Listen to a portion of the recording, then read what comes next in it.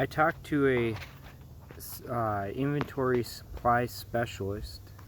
He travels across the nation, mostly regionally, so mostly Wisconsin, Minnesota, North Dakota, South Dakota, and beyond. But he's mostly regional. But what he explained to me is that the signs are not looking good. When I asked him about how his job works, is basically he goes around to big stores like Target, Bed Bath and Beyonds, and in places like that. So he sees anywhere from food supplies to product supplies, such as anything from cosmetics to food, just household supplies in general. He sees all that stuff on a daily basis for his job. And he said the signs are not looking good. He's done this job for years, and but he explained that basically he sees less and less on the shelves. Prior to the pandemic, things were great. It was an abundant. There was an abundance of stuff, as we all know, almost an endless supply, so it seemed. But ever since the pandemic occurred, things have not gone back to normal. It just hasn't been the same. And there's this false narrative out there that things are going to get better and that things have been improving, but they have not. And as he explained, it's slowly decaying. It's slowly getting worse. And it's gotten to the point where even he is now seeing reduced hours. They simply don't need him as much because of the fact that there's not that much work in this field. If there's less product to count, obviously there's not going to be as much hours. Prior to the pandemic, he got plenty of overtime hours and made a good living. Now it has become tough for him to provide for his family. Now, that to me is a huge red flag. So, as I've said before, you guys need to continue to prep, be prepared, and have all the things that you need for your family while you still can get those things.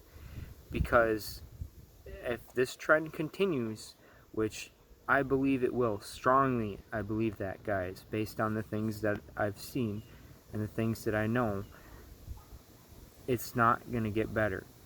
So please, do yourselves a favor, your families a favor, and continue to get prepped, get prepared, have all the things that you need. Anywhere from your toothbrushes, your toothpaste, your body washes, your deodorants, and especially food and medicine and water supplies. You want to have all your basics covered, all the things that you need in order to continue on, in order to not just survive, but also thrive. Because when things get bad, it's going to be tough mentally. And if you don't have some of the things that you're used to having, it can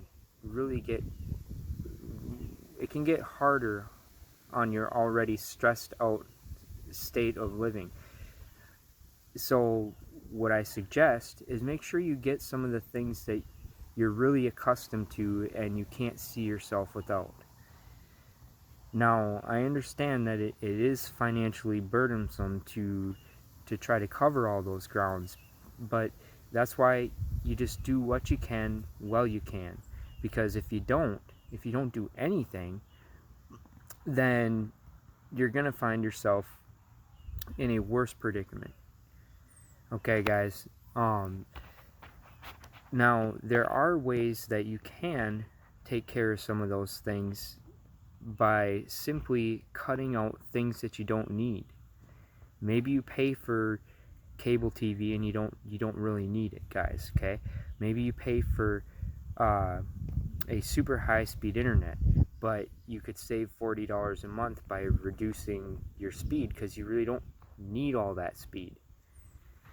I mean, there's things you can do. Even I've said this before.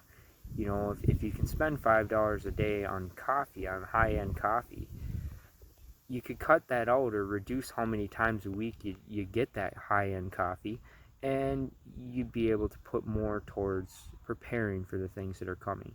So guys, I recommend that you analyze your financial situations and try to make things work so that you can get a little bit extra set aside.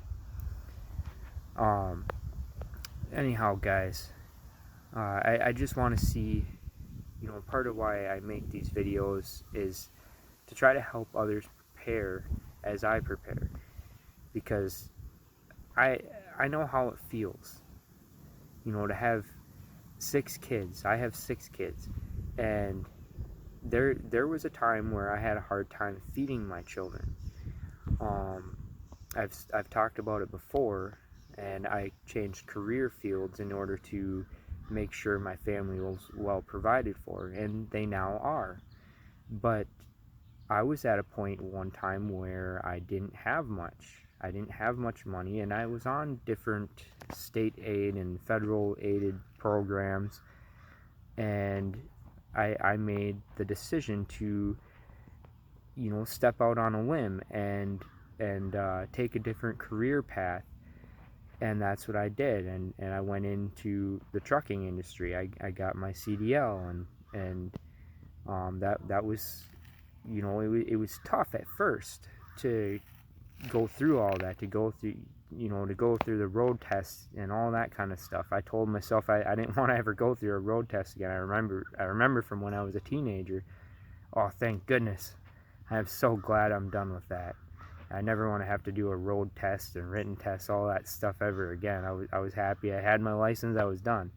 But then, you know, came a point in my life where I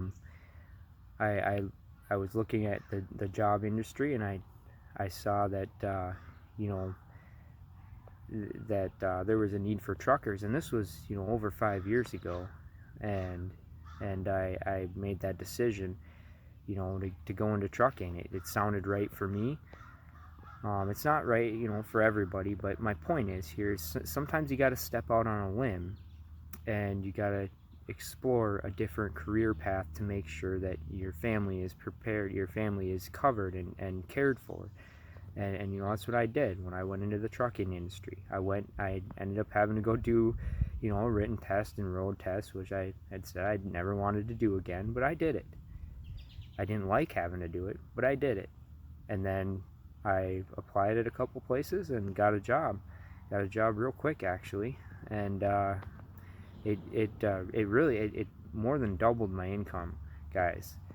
And since then, it went up even more. So,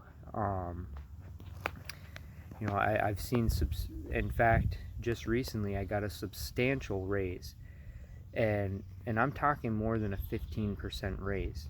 And that's a result as the industry it's a high need industry, and I'm in the field of garbage truck driving, and even that it's a high need industry. They don't want to lose drivers. They need all the drivers they can get. So, you know, part of when you're planning your life path, you want to make sure that you're choosing something that is a need, something that has security, you know. And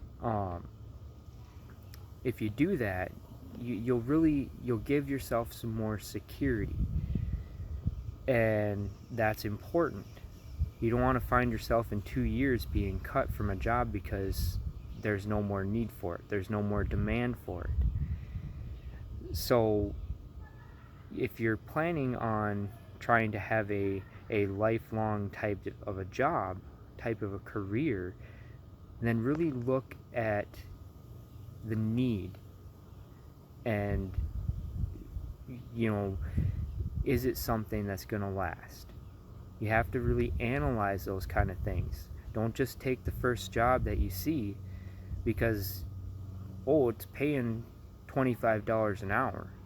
Well, what good is that going to do if it's gone in 6 months? They suddenly say, oh, well, we don't need you anymore because we just don't have the work.